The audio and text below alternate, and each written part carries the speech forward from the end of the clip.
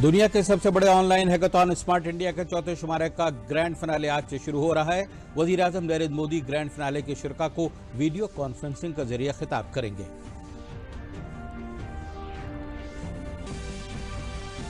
Chief secretary इत्तलात व दाखिला अवनीश अवस्थी ने बताया है कि वजीर आला ने अफसरान को हिदायत दी है कि प्रोएक्टिव तरीके से काम करते हुए कोरोना पर कंट्रोल हासिल करें। इसके लिए सभी तबी सहूलियात दस्तयाब कराई जाएंगी।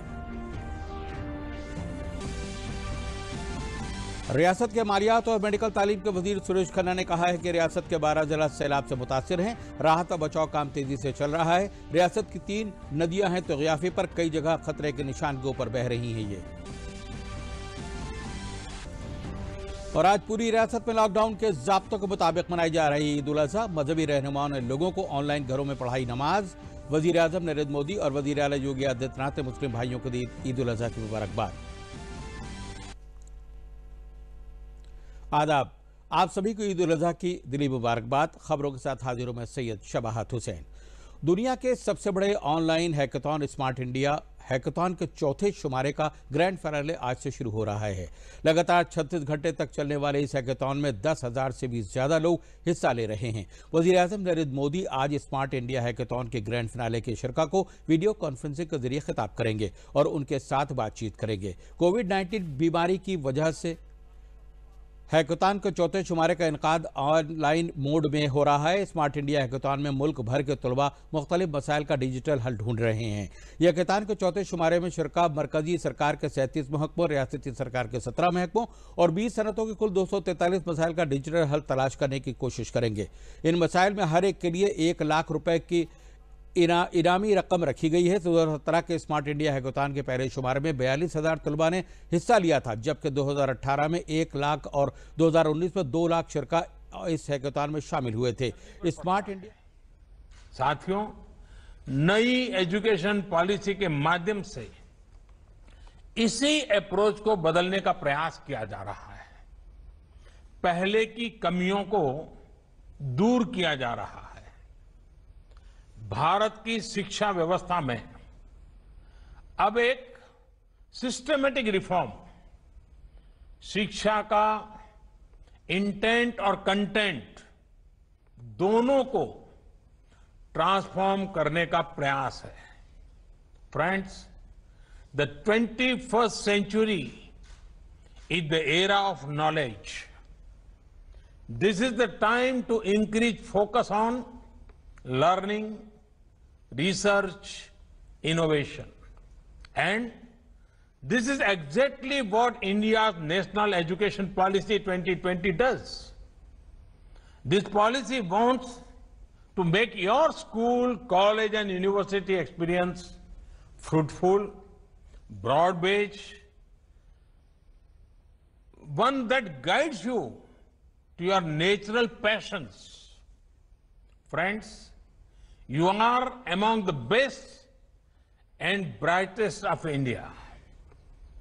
This hackathon is not the first problem you have tried to solve, nor is this the last.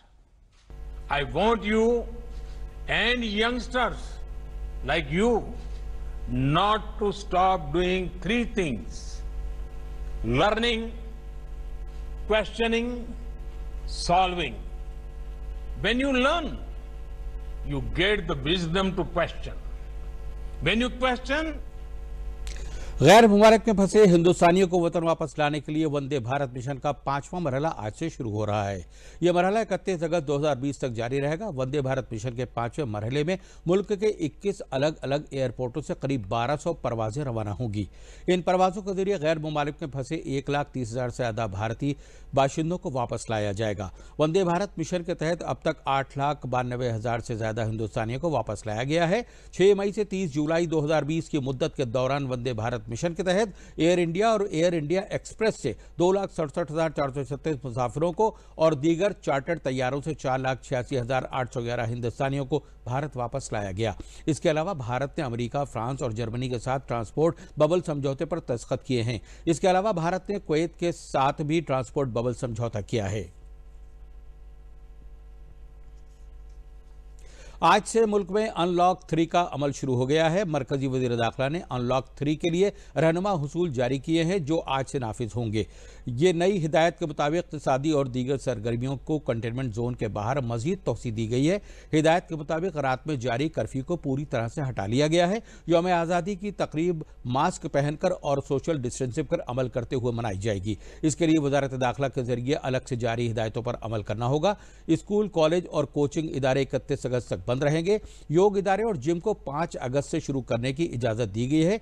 SOP पर अमल करना जरूरी होगा। वंदे भारत मिशन के तहत बैनुल-अक़वामी प्रवासें जारी रहेंगी। Metro rail, cinema hall, swimming pool, तफरीही पार्क, थिएटर, बार, ऑडिटोरियम और असेंबली हॉल जैसी जगहों के अलावा ज्यादा भीड़ भाड़ वाले समाजी, मजहबी और सियासी तकरीबात को मंजूरी देने के बारे में अलग से फैसला लिया जाएगा। कंटेनमेंट जोन में 31 अगस्त तक सख्ती से लॉकडाउन की हिदायत पर अमल जरूरी होगा। रियासत के अंदर लोगों और सामानों की आमद और रफ्त पर किसी तरह की पाबंदी नहीं रहेगी।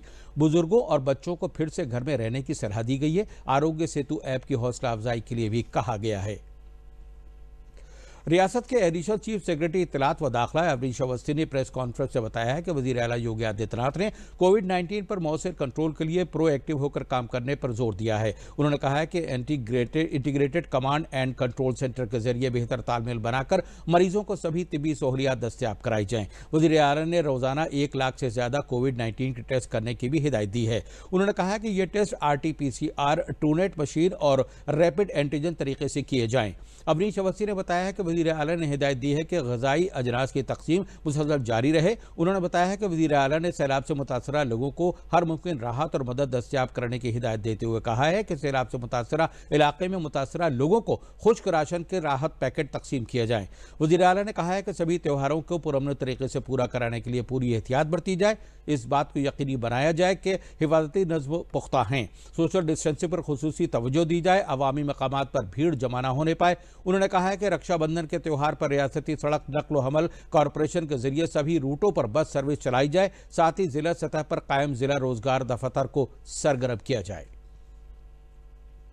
मुख्यमंत्री जी ने कहा कि जो हमारा नियंत्रण कक्ष है उसको बहुत प्रोएक्टिवली चलाना है। कई मंडलों में, कई जनपदों में वरिष्ठ अधिकारी, मुख्य सचिव, अपर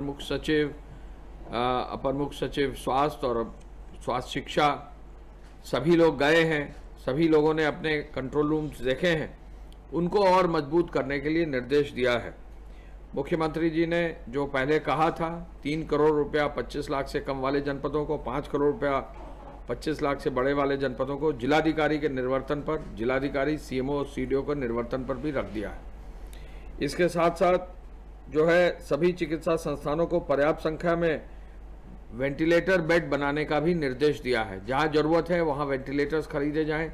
PGI के लिए, KGMC के लिए, लोहिया अस्पताल के लिए, यहां पर जो है लोक बंधु के लिए, सभी अस्पतालों में और बेड्स यदि आवश्यकता है इक्विपमेंट की उसको खरीदने के लिए निर्देश दिया है। BRD मेडिकल कॉलेज में भी, झांसी के मेडिकल कॉलेज में भी और बेड्स बढ़ाने का निर्देश दिया है जिससे कहीं भी किसी भी तरह की एडवांस बेड्स की कहीं कमी ना हो। आज की तारीख में जो है हम ये कह सकते हैं कि प्रदेश में बेड्स की पर्याप्त संख्या है, लेकिन आगे आने वाले समय में यदि कहीं आवश्यकता पड़ती है तो और अतिरिक्त क्षमता बनाने का निर्देश मुख्यमंत्री जी ने दिया है। रियासत के एडिशनल चीफ सेक्रेटरी सेहत अमित मोहन प्रसाद ने प्रेस कॉन्फ्रेंस में बताया कि रियासत में गुज़िश्ता 24 घंटे में कोरोना इन्फेक्शन के 3,840 नए मामले सामने आए हैं। रियासत में कोरोना इन्फेक्शन के 36,037 सरगर्म मामले हैं। रियासत में कोरोना इन्फेक्शन से 51,354 मरीज इलाज के बाद पूरी तरह से ठीक होकर घर जा चुके हैं। कोरोना इन्फेक्टेड मरीजों में रियासत में अब तक 1,677 मरीजों की मौत हो चुकी है। विगत 24 घंटों में संक्रमण के 3,840 नए प्रकरण सामने आए हैं। इस समय प्रदेश में एक्टिव इन्फेक्शन के केसेस की कुल संख्या 36,037 है। अब तक जो लोग पूर्णतः उपचारित होकर डिस्चार्ज किए जा चुके हैं उनकी संख्या अब बढ़कर 51,354 हो गई है।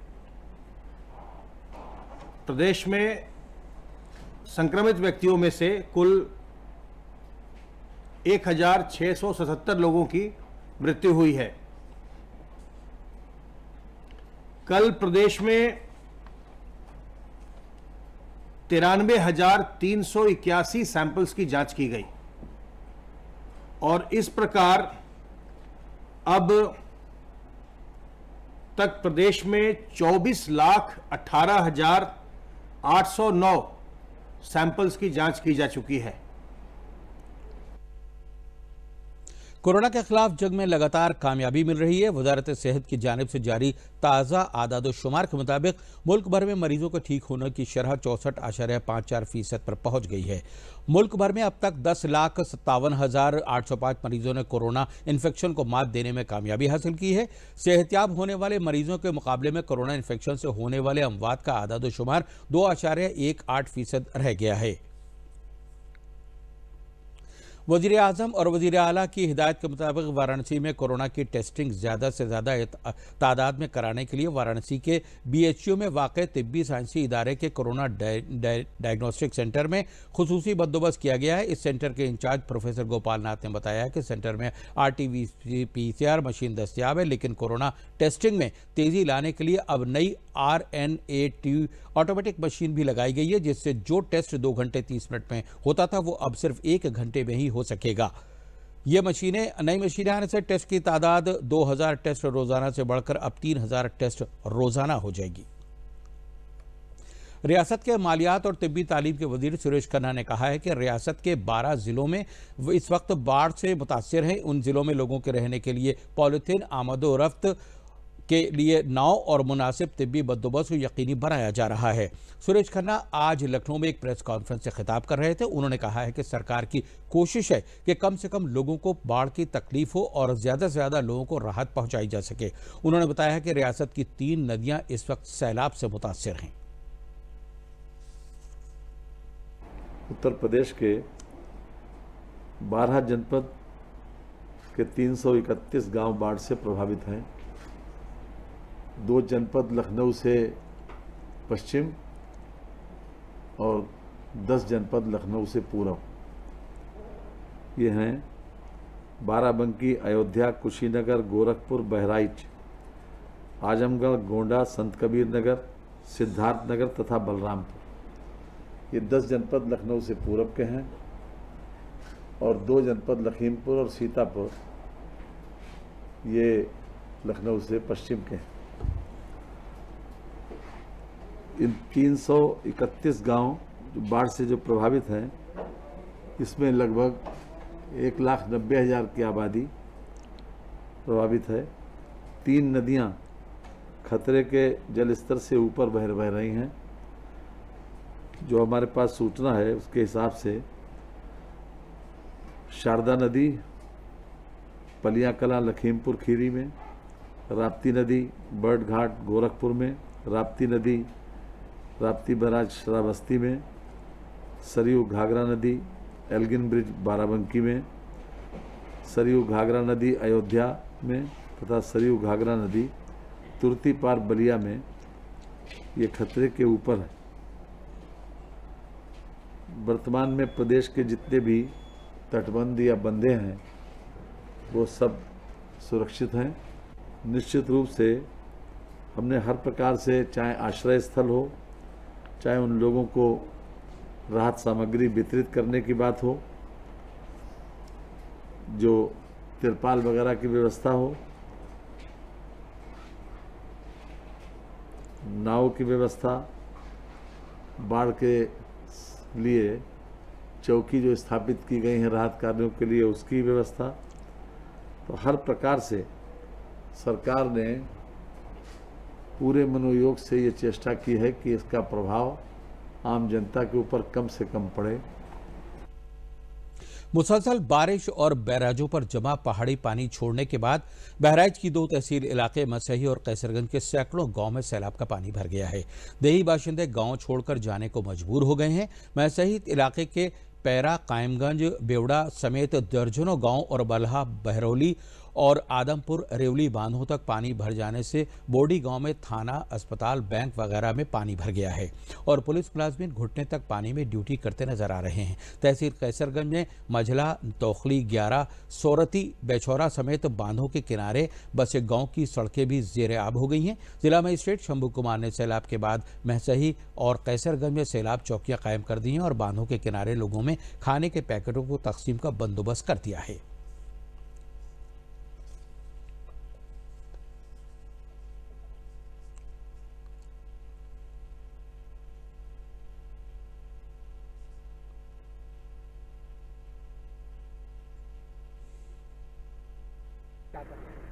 देखिए, नेपाल में बारिश होने के कारण यहाँ पे हमारे जनपद बहराइच में जो पानी आया है, तो तहसील महसी के और कैसरगंज के कुल 28 गांव प्रभावित हुए हैं, जहाँ पे जलस्तर ज़्यादा ऊंचा है।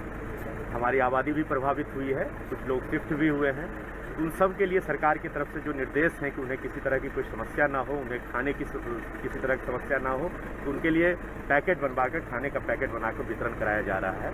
कुछ जगहों पे हमारी बाढ़ चौकियां संचालित है, जहां पे लोग आकर रह रहे हैं। बंधे पे भी काफ़ी लोग आके रह रहे हैं, तो सभी को हम लोग खाने का पैकेट वितरण करा रहे हैं। बारिश से उनका बचाव हो सके, क्योंकि शिफ्ट हुए हैं, तो उनके लिए जो है हम लोगों ने प्लास्टिक का तिरपाल भी वितरण कराया है।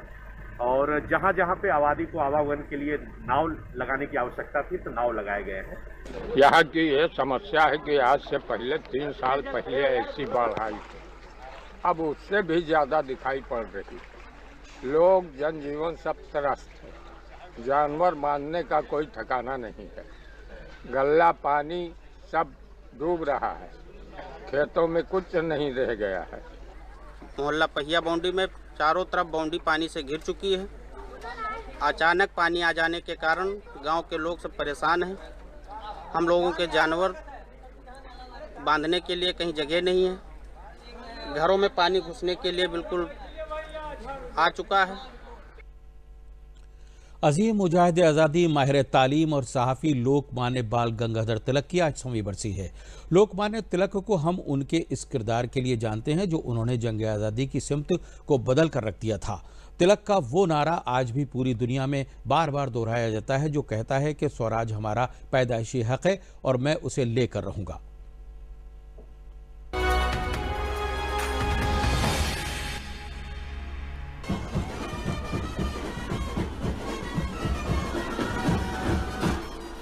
महाराष्ट्र में गणपति बप्पा मोरया की गूंज 1893 के पहले से ही थी, लेकिन इसे सामाजिक राजनीतिक एकता और जन जागरण का हथियार बनाया लोकमान्य बाल गंगाधर तिलक ने।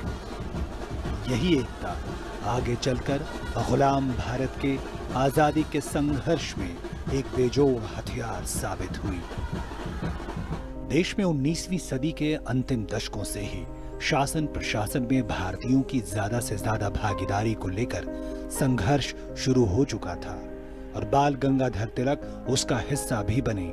लेकिन उन्हें यह बात जल्दी ही समझ में आ गई कि देश की गुलामी की जंजीरों को तोड़ना होगा, जिसकी शुरुआत उन्होंने की शिक्षा से।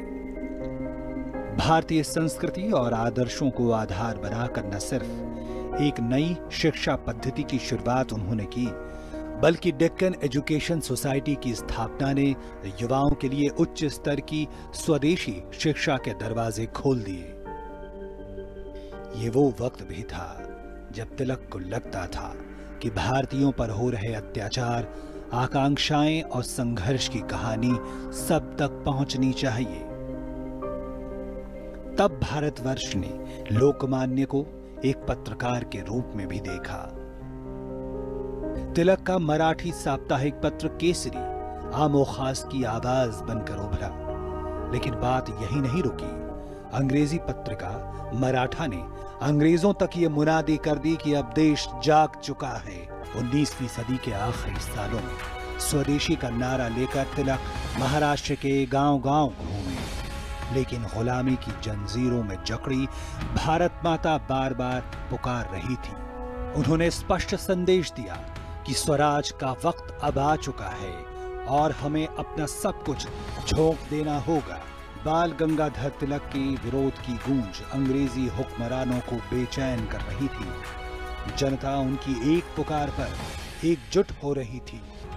तिलक लगातार जनता को एक बड़ी लड़ाई के लिए तैयार कर रहे थे, जहां केंद्रीय असेंबली से लेकर क्षेत्रीय सरकारों तक में भारतीयों की भागीदारी को ज्यादा से ज्यादा आगे बढ़ाना था। बांटो और राज करो की साजिश के खिलाफ तिलक ने एकता की कोशिशों को अंतिम सिरे तक पहुंचाने की भरसक कोशिश की। लखनऊ पैक्ट, खिलाफत आंदोलन और असहयोग आंदोलन के दौरान सांप्रदायिक एकता के लिए उनके योगदान को आज भी याद किया जाता है। महात्मा गांधी जी ने बाल गंगाधर तिलक को याद करते हुए उन्हें आधुनिक भारत का निर्माता कहा था। लेकिन तिलक पिछले 100 से ज्यादा सालों से प्रतीक हैं उस मानव गरिमा की हुंकार के जहां स्वराज सबसे ऊपर है। शायद इसीलिए उन्होंने कहा था, स्वराज्य हा माझा जन्मसिद्ध हक्क आहे आणि तो मी मिळवणारच। स्वराज मेरा जन्मसिद्ध अधिकार है और मैं इसे लेकर रहूंगा। तवील वक्त से बीमारी से जूझ रहे समाजवादी पार्टी के साबिक रहनुमा और राज्यसभा के रुकन अमर सिंह का आज सिंगापुर के एक अस्पताल में इंतकाल हो गया। बीमारी की वजह से सिंगापुर के एक अस्पताल में उनका इलाज चल रहा था। एक वक्त पर उत्तर प्रदेश के कद्दावर रहनुमा में शुमार किए जाने वाले अमर सिंह समाजवादी पार्टी के सरबराह रहे मुलायम सिंह यादव के करीबी लोगों में शामिल थे। वज़ीर-ए-आज़म गरीब बहबूद योजना के तहत गरीब और बेसहारा लोगों को इक़्तिसादी तौर पर ताकतवर बनाने और अपने पैरों पर खड़ा करने के लिए कई अहम कदम उठाए हैं। इस स्कीम के तहत लोगों को रोजगार के साथ साथ मकान भी मिल सकेगा। इसके लिए वज़ीर-ए-आज़म गरीब बहबूद स्कीम के तहत वज़ीर-ए-आज़म आवास योजना को भी शामिल किया गया है। इस स्कीम के तहत प्रयागराज जिले में अभी तक 10 से ज्यादा लोगों को मकान मिल चुके हैं। मुस्तफ़ीदीन का कहना है कि वज़ीर-ए-आज़म के जरिए मकान मिल जाने से अब हम लोगों का भी मकान पक्का बन गया है और कच्चे मकान में पेश आने वाले मसाइल से हमें निजात मिल गई है।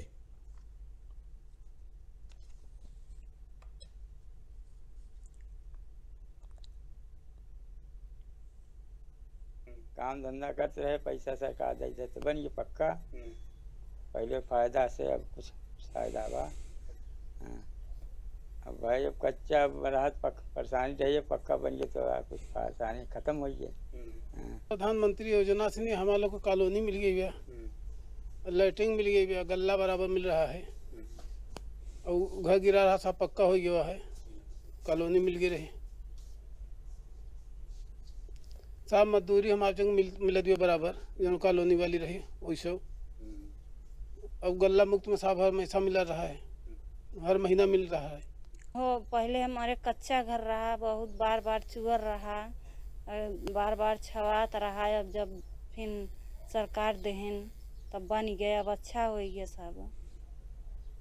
सब कुछ बदलाव हुई। भाई दिक्कत ही होता रहा, चुगत बहत रहा तो इसलिए परेशानी रहा। अब भाई मकान बन गया बाटे तो अब अच्छा बाटे, अच्छा से आराम से आदमी है।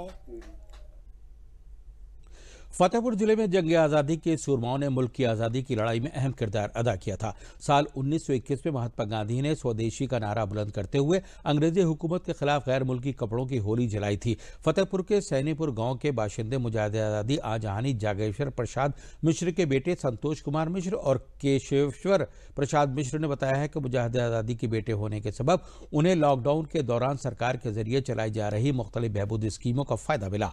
सरकार ने कोरोना बीमारी के दौरान मुजाहिदी महाजिर मजदूरों और दीगर लोगों को मुख्तलिफ स्कीमों के जरिए फायदा पहुंचाया है। मुजाहिद आज़ादी के कुनबों का कहना है कि सरकार ने बहुत अच्छा और काबिल तारीफ काम किया है।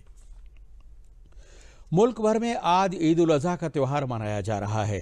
इस मौके पर वज़ीर-ए-आज़म नरेंद्र मोदी ने मुल्क के बाशिंदों को मुबारकबाद दी है। उन्होंने ट्वीट करके कहा है कि ये दिन हमें इंसाफ, बाहमी हम आहंगी और इज्तिमायात पर मबनी समाज के तश्कील के लिए तरगीब देता है और भाईचारे और ईसार के जज्बे को फ़रोग़ देता है।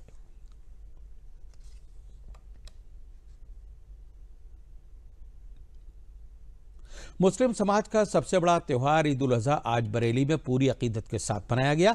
लॉकडाउन पर अमल करते हुए लोगों ने ईद की नमाज घरों में ही अदा की और एक दूसरे को फ़ोन पर मुबारकबाद दी।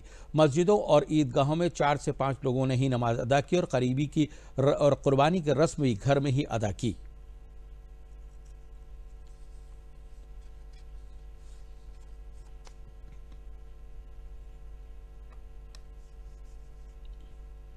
अच्छी तरीके से ईद उल अजहा मनाया गया हमारी तरफ से, बहुत शांति तरीके से। 5-5 लोगों ने नमाज अदा करी, किसी ने घर में करी, किसी ने मस्जिद में करी, और कुर्बानी भी बहुत शांतिपूर्वक मनाई गई। सोशल डिस्टेंसिंग का पूरा ख्याल रखा गया।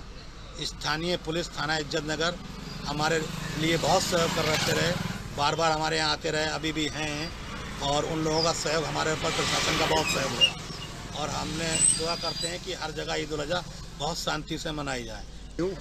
हमारे यहाँ बकरा ईद का त्यौहार जो है बहुत शांतिपूर्वक सरकार के दिशा निर्देशों के द्वारा मनाया गया। 5-5 लोगों ने ईदगाह में, 5 लोग, किसी ने 5 लोगों ने अपने घर में, किसी ने मस्जिद में, सोशल डिस्टेंसिंग द्वारा ही जो सरकार के निर्देश हैं उनका पालन करते हुए नमाज अदा करी। और बकरा ईद की जितनी भी कुर्बानियाँ बहुत शांतिपूर्वक सही तरीके से सब घरों में मतलब करी। कुर्बानी और इज़हार का त्यौहार ईद उल अज़हा आज पूरी अकीदत और एहतराम के साथ मनाया जा रहा है। भारत में फैले कोरोना वायरस की वजह से इस त्यौहार पर भी असर देखने को मिला है। भारत सरकार के जरिए जारी गाइडलाइन पर अमल करते हुए मस्जिदों में नमाज सिर्फ 5 लोगों के साथ अदा की गई। लखनऊ ईदगाह में मौलाना खालिद रशीद फरंगी वैली ने नमाज पढ़ाई, वहीं शिया आलिमुद्दीन मौलाना कल्ब जवाद ने ऑनलाइन नमाज अदा की।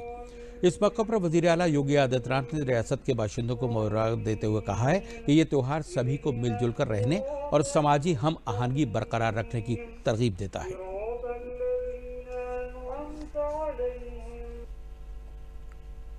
मुल्क भर में आज ईद उल अज़हा का त्यौहार मनाया जा रहा है। हालांकि इस बार लॉकडाउन की वजह से ईद उल अज़हा के त्यौहार की रौनक जौनपुर में फीकी रही। कोरोना वायरस की वजह से ना तो लोग गले मिल पा रहे हैं और ना ही मस्जिद में नमाज अदा कर पा रहे हैं। इस बार की ईद ज़्यादातर लोग अपने घरों पर ही मना रहे हैं। मजहबी रहनुमा सफदर हुसैन जैदी ने ऑनलाइन नमाज अदा कराई। उन्होंने बताया है कि इस बार कोरोना वायरस की वजह से लोगों ने अपने घरों में ईद की नमाज अदा की और इस खतरनाक वायरस के खात्मे के लिए खुसूसी दुआएं भी की।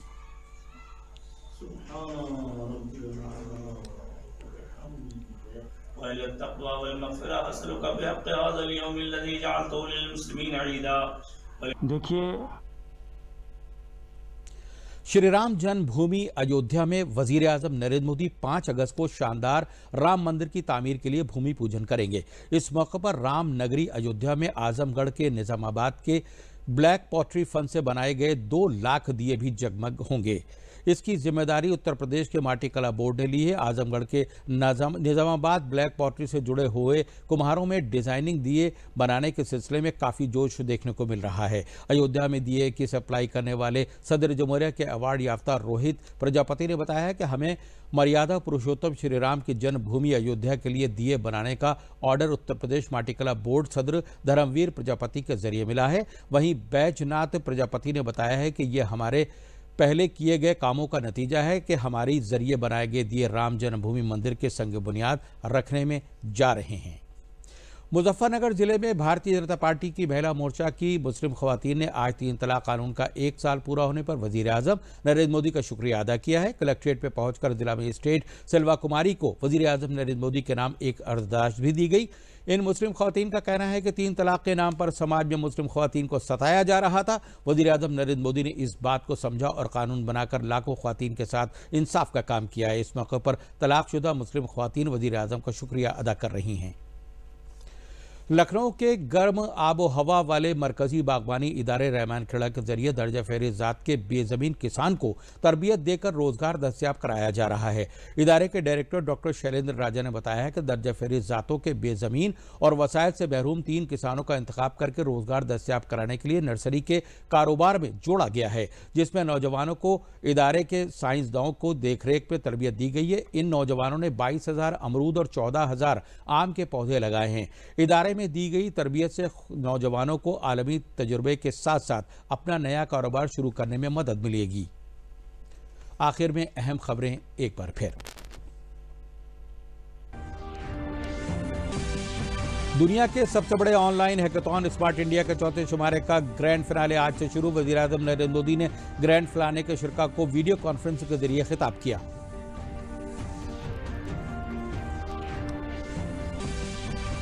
चीफ सेक्रेटरी इत्तलात व दाखिला अवनीश अवस्थी ने बताया है कि वज़ीर आला ने अफसरान को हिदायत दी है कि प्रोएक्टिव तरीके से काम करते हुए कोरोना पर कंट्रोल हासिल करें। इसके लिए सभी जरूरी सहूलियात दस्तियाब कराई जाएंगी। रियासत के मालियात और मेडिकल तालीम के वजीर सुरेश खन्ना ने कहा है कि रियासत के 12 जिला सैलाब से मुतासिर है। राहत व बचाव काम तेजी से चल रहा है। रियासत की 3 नदियां हैं तो याफी पर कई जगह खतरे के निशान के ऊपर बह रही हैं। और आज पूरी रियासत में लॉकडाउन के ज़ाब्तों के मुताबिक मनाई जा रही है ईद उल अज़हा। मजहबी रहनुमा ने लोगों को ऑनलाइन घरों में पढ़ाई नमाज। वज़ीर आज़म नरेंद्र मोदी और वज़ीर आला योगी आदित्यनाथ ने मुस्लिम भाइयों को दी ईद उल अज़हा की मुबारकबाद। इसी के साथ खबरों का सिलसिला यहीं पर खत्म हुआ। शबाहत हुसैन को दीजिए इजाजत। शब ख़ैर।